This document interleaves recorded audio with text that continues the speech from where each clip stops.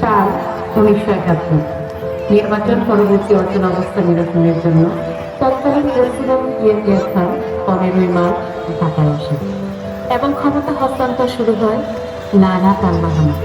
25 March রাতে গোপনে জিয়া খান ঢাকা ত্যাগ করেন। শুরু হয় বাঙালি জাতির উপর নির্মম বর্বর নারকীয় হত্যাযজ্ঞ। শুরু হয় অপারেশন সার্চ লাইট।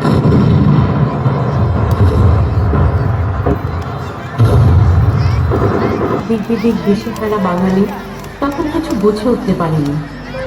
দলে দলে এই অবস্থায় বাংলার কিছু নওজোয়ান সীমিত সংখ্যক ইপিআর পিছিয়ে থাকে না মা বোনেরাও।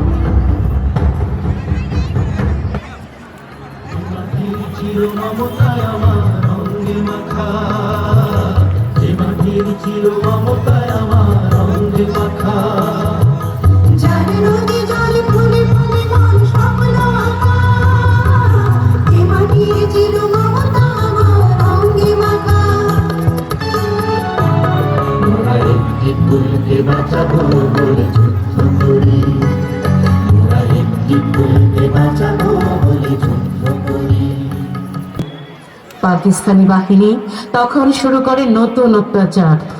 স্থানীয় শান্তি কমিটির সহায়তায় আল বদর, আল শামস, রাজাকার বিভিন্ন নামে কতগুলো প্যারামিলিটারি বাহিনী গড়ে তোলে, যারা বাড়ি বাড়ি গিয়ে মুক্তিবাহিনীর খোঁজ নিয়ে আসত এবং তথ্যের জন্য চালাতো অমানবিক নির্যাতন।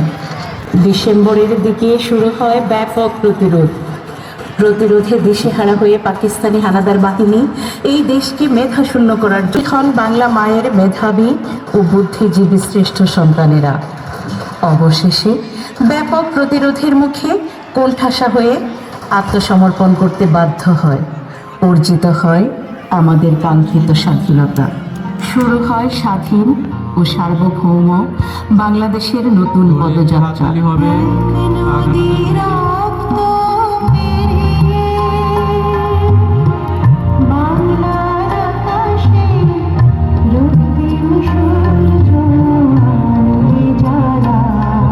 চেতনার সাথে পরিচিত হচ্ছে, যারা শিখছে স্বাধীনতা কখনো সহজে আসে না। এর পেছনে রক্ত, ত্যাগ ও অগণিত আত্মত্যাগের ইতিহাস।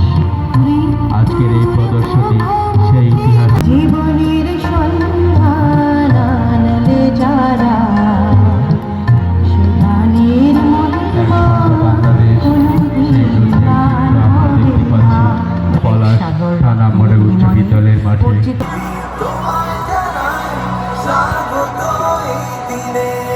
অত্যন্ত সুন্দরভাবে শহীদ স্মৃতি ডিগ্রি কলেজ তাদের ডিসপ্লে প্রদর্শন করছে। আমি সকলকে অনুরোধ করছি জোরে একটি করতালি দেওয়ার জন্য। জোরে একটি করতালি হবে পলাশ শহীদ স্মৃতি ডিগ্রি কলেজ শিক্ষার্থীদের প্রতি।